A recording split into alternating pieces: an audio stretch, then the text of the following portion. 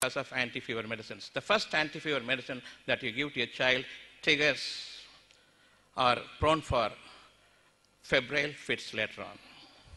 Because before and in the back, the blood vessels, the energy vessels are shrunken and frozen, no energy passing. In between, there is heat energy accumulation. Suppose that heat energy accumulation is there in the center of the head. He is prone for febrile fits later on when the fever comes. An infant, a child, should not suffer from febrile fits at all. The first medicine that you give to the child, a fever medicine, once it is cooled, it is not cooling the body, the energy lines totally throughout the body uniformly, but here and there. In case there is a block from front and from behind, then the clogging up of heat energy is there all the time. It finds a way to burst open so that the energy lines are set right.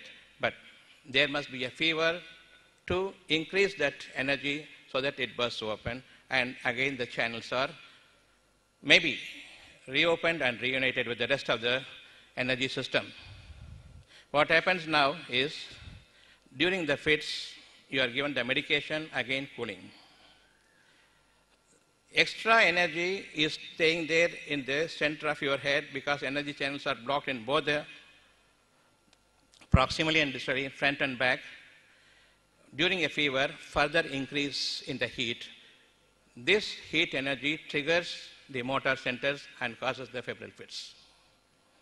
Allow the febrile fits to happen. Whether you give medicine, you don't give medicine, half to 1 minute it will stop. Even before you take him to a doctor, it stops. You may be thinking doctor is giving some injection and he is saved. No way. Stay at home. Even before taking to the doctor, the fits stop. But we don't tell the patients. We know it pretty well. Don't come to me. A fits is a good process towards cure, and the clogging up of energy will be released during a set of bouts of fits. And during the fever, never give the anti-fever medicine or anti-epileptic pills. Don't give.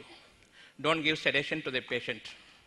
It gives much more intense future grand mal epilepsy. The whole body will be throwing into fits. Finally, it must become a status epilepticus, non-unstoppable. You go to the ICU, possibly you will die your death there miserably. I'm not saying fact, I'm not saying statistics. As Dr. B.M. Hegde has said, all the statistics are fraud. We know it pretty well. The moment you write it on paper, it is not absolute. It is half-hearted. It doesn't have any sense. My knowledge has to improve. It doesn't stay in one single condition. It has to improve. If my medical knowledge has to improve, I am so certain my medical knowledge is insufficient. That's the reason why there should be a development in knowledge. Whether you live in 21st century or you live in 21,000th century, there also the knowledge has to develop.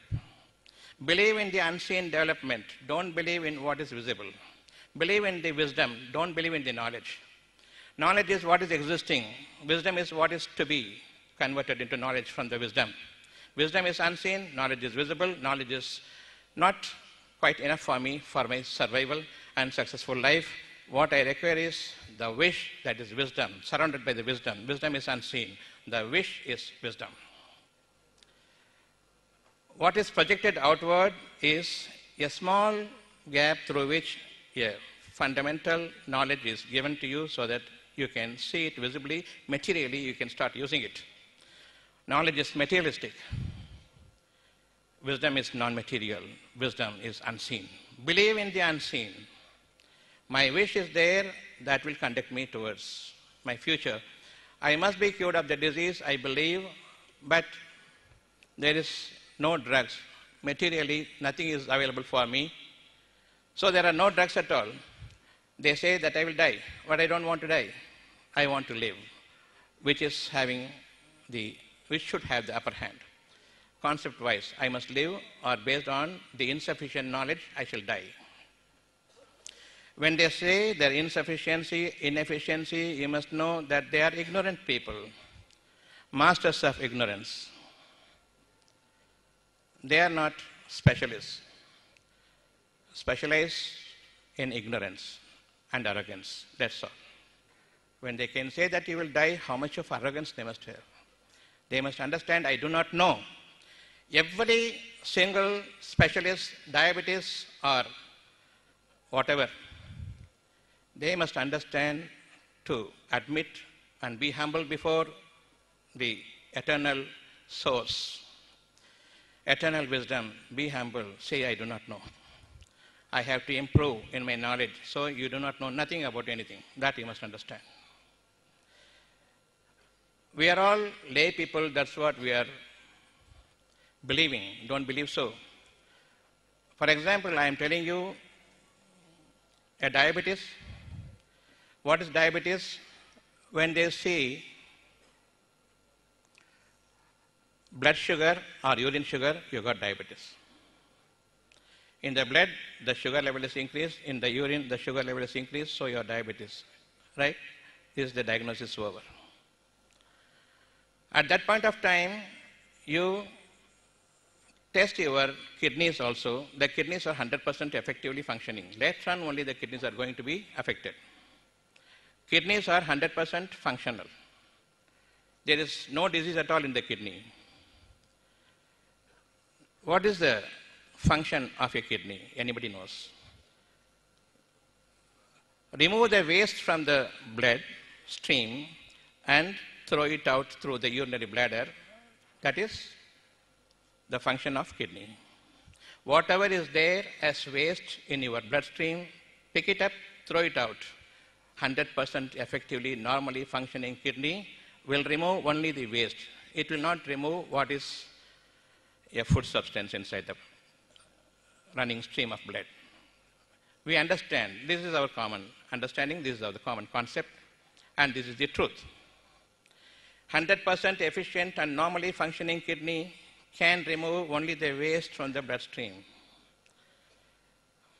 You do a total body scanner, you do all the tests necessary to assess the function of the kidney. Functioning of kidney is 100% effective. There is no abnormality in the functioning of the kidney. Now you find in the urine a sugar.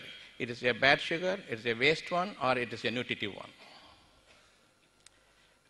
Reversely, you can see if 100% effectively functioning kidney, if it throws out a portion of your sugar, that means if it is qualitatively poor sugar or qualitatively the best sugar that you can utilize. It is the qualitatively very, very bad sugar, poisonous sugar. As you see in your cholesterol, the good cholesterol and bad cholesterol, in sugar also there is good sugar and bad sugar. Quality is important, not the quantity. The moment I take my food, instantly the sugar content is assessed by the pancreas. The moment it enters my stomach, instantly a portion, the quality of the sugar is assessed by the pancreas. It is taken up, the energy is taken up to the pancreas and it is assessed. Kidneys also come into force that this sugar should not be utilized by the body. This sugar cannot be utilized by the body because this is a bad sugar. Sugar is the ultimate energy for my activities, both mentally and physically. In this instance, we strongly commit to understand. Thereafter, we will not be wavering. What my mind teaches me far superior than what the book teaches me. Because the book is knowledge, my mind is wisdom.